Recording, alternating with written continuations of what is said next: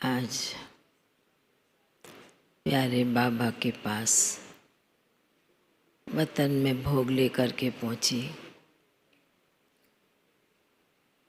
आज जैसे ही गई तो जिनके निमित्त विशेष भोग होता है, तो बाबा ने आज रामलोचन भाई को, माता जी को और भी अन्य आत्माओं को भी इमर्ज करके बिठाया हुआ था।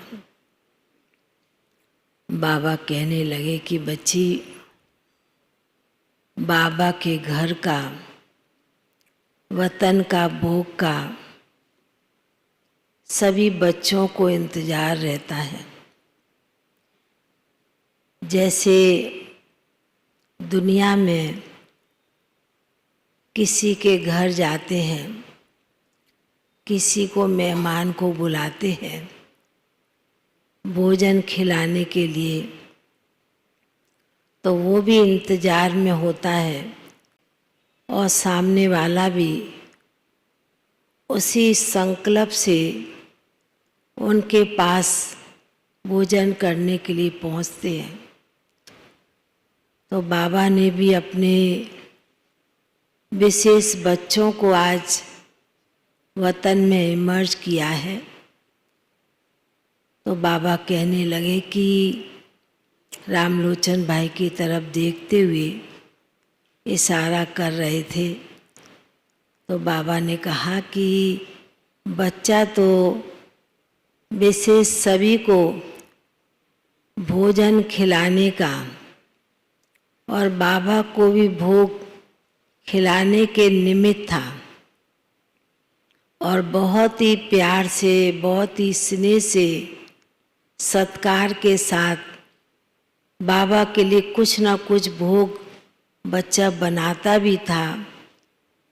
तो बाबा ने कहा कि इसलिए बाबा अपने बच्चों को देख करके भी बहुत खुश होते हैं, क्योंकि इस बच्चे ने संगम युग के समय जो भी सेवाएं की हैं, स्थूल कहें, सूक्ष्म कहें, मनसा सेवा की है, तो बाबा कहने लगे कि दुआओं का खाता तो बच्चे के साथ बहुत भरपूर था, और जो भी उनके पास आता था उन बच्चों को, उन आत्माओं को भी वह तृप्त करके, खुश करके भेजता था।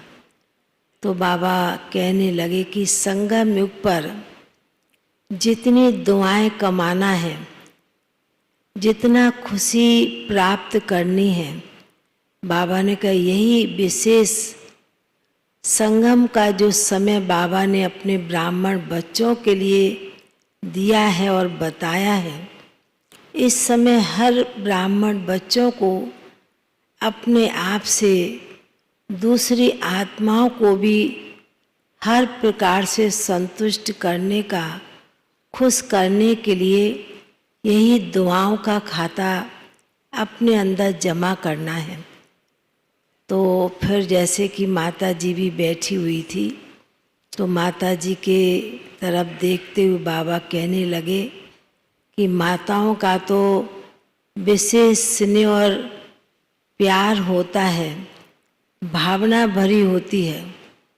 भले बच्ची अंदर से कभी कभी कोई बात को नहीं भी समझ पाती, पर बाबा की जो बातें होती हैं, बाबा जो सुनाते हैं, उस बात को बच्ची समझ जाती थी।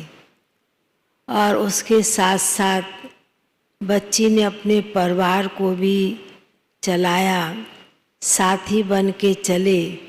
बाबा ने कहा यह भी गुप्त पुरुषार्थी बच्चे होते हैं, और सबसे बड़ा सौभाग्य कि बाबा के घर और बाबा के घर के नज़दीक रहने का भी परिवार को और बच्चों को भी सौभाग्य प्राप्त हुआ है। तो बाबा तो हर एक ब्राह्मण बच्चों की जो संगम युग की जो भाग्य की रेखाओं को देख रहे हैं कि कितना ना भाग्य, कितना ना बच्चे दुआएं कमा रहे हैं। तो बाबा भी अपने ऐसे बच्चों को देख करके बहुत ही खुश हो रहे हैं। और जब बाबा सुना रहे हैं उनके प्रति, तो रामलोचन भाई भी बहुत खुश हो रहे हैं। तो मैंने कहा कि आपके प्रति सभी ने, विशेष शांतिवन वालों ने भी याद दिया है, कईयों ने। तो कहने लगे कि याद मुझे नहीं करना, याद तो बाबा को करना है। तो मैंने कहा कि याद तो बाबा को करते हैं, पर फिर भी आप साकार में निमित्त बनकर जो कार्य करते थे आपके साथी भाई, तो याद तो नेचुरल आती है। तो ऐसे कहते बड़े प्यार से बाबा उनकी तरफ देख रहे थे।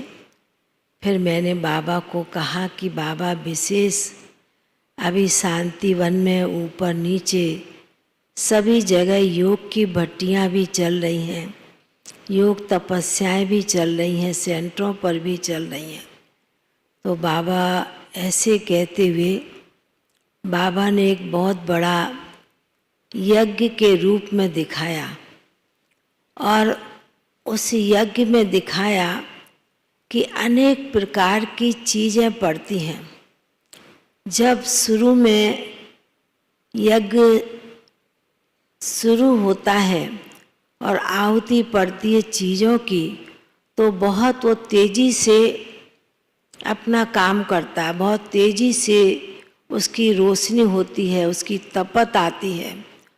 और जब आस्ते आस्ते वो ठंडी होती है तो एक लौ के रूप में दिखाई देती है। तो बाबा ने कहा कि अच्छा है, बाबा के स्थानों पर जो योग की भट्टी चल रही, बाबा ने कहा यह भी योग भट्टी का यादगार। विशेष दुनिया में भी कई मंदिरों में दीपक जगा के रखते हैं। दीपक किस लिए जगाते हैं? एक तो शांति का प्रतीक मानते हैं, और उस लौ से, उस दीपक से लोग वाइब्रेशन महसूस करते हैं।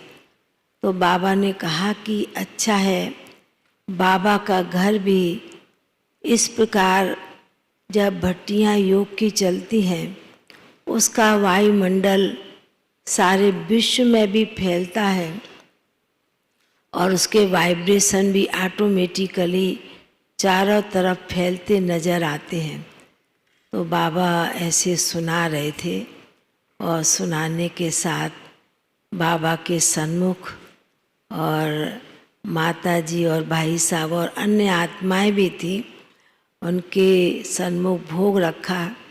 तो बाबा कहने लगे कि देखो बच्ची, सत्युग में तो भोग मिलेगा 36 प्रकार 56 प्रकार के, पर संगम पर भी बाबा अपने बच्चों को कितना ना तृप्त करते हैं, कितना ना भरपूर करते हैं, जो कोई प्रकार की मनसा में भी आस नहीं रहती है। इतना बाबा अपने बच्चों को हर प्रकार से भरपूर कर देते हैं। पर बाबा ने कहा बनाने वाले भी, तैयार करने वालों की भी कमाल है, जो इतना प्यार से बनाते भी हैं, तैयार भी करते हैं भोग की थाली को। तो बाबा ने कहा नेचुरल उसमें प्यार स्नेह तो भर जाता है, पर बाबा की जब दृष्टि पड़ती है, बाबा जब देखते हैं भोग की थाली की तरफ, तो और उसमें विशेष बाबा के वाइब्रेशन और बाबा की शक्ति का बच्चे भी अनुभव करते हैं। तो फिर तो बाबा ने जो भी आत्माएं थीं, रामलोचन भाई थे, माता जी और भी कई आत्माएं थी, उन्हें बाबा ने बड़े प्यार से मर्ज किया, और बड़े ही स्नेह के साथ बाबा ने उन्हें मधुवन का भोग स्वीकार कराया। बाबा ने कहा यह भी एक इंतज़ार होता है, जैसे मेहमान के लिए इंतज़ार करते हैं, ऐसे बाबा के घर में, बाबा के पास जब भोग की थाली आती है तो बाप भी इंतज़ार करते हैं और आत्माएं भी इंतज़ार करती हैं। और बाबा अपने बच्चों को भरपूर करके भेजते हैं। ऐसे कहते बाबा ने उनके परिवार को, उन भाई बहनों को भी बहुत बहुत स्नेह भरी याद प्यार दिया। बाबा का याद प्यार लेते हुए नीचे पहुंच गए। ओम शांति।